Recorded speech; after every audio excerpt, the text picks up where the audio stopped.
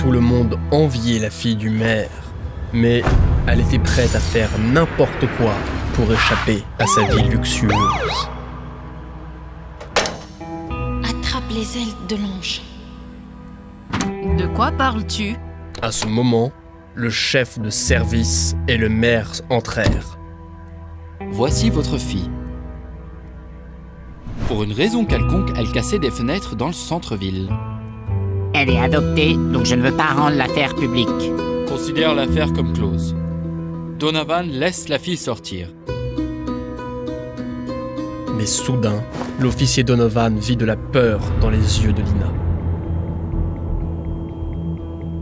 Monsieur, j'aimerais lui parler en privé.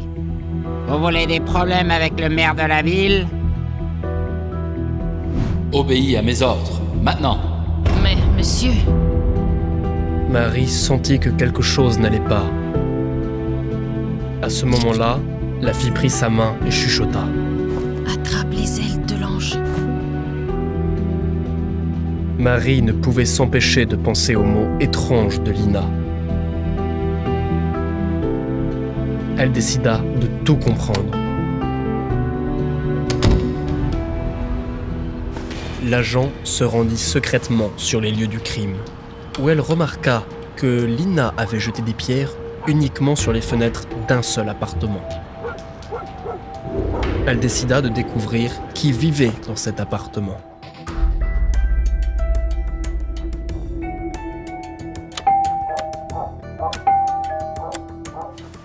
Mais personne n'ouvrit la porte.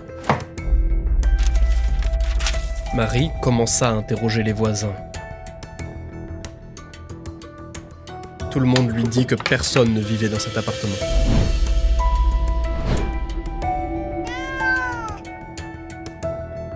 Mais une vieille dame de l'étage au-dessus lui dit qu'elle entendait souvent des cris étranges venant de là la nuit.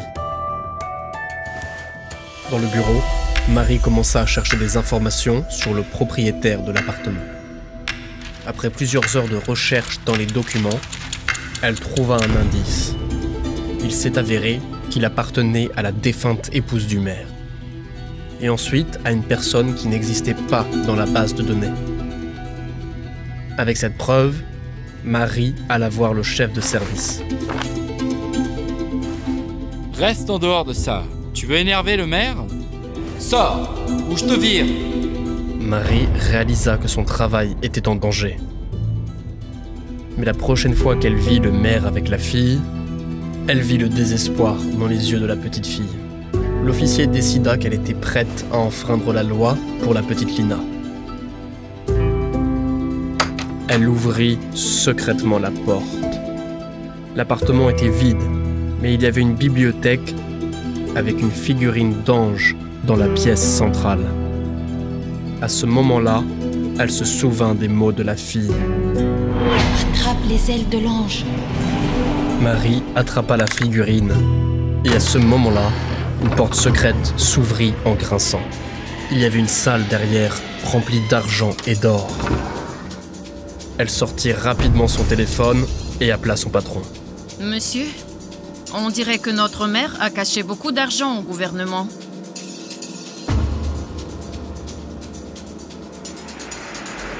Il s'est avéré qu'il avait volé de l'argent du budget de la ville pendant toutes ces années.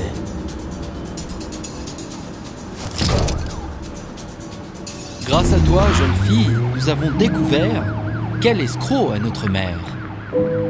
Mais Marie comprit que la fille ne se souciait pas du vol de son beau-père. Lina, pourquoi voulais-tu qu'il aille en prison?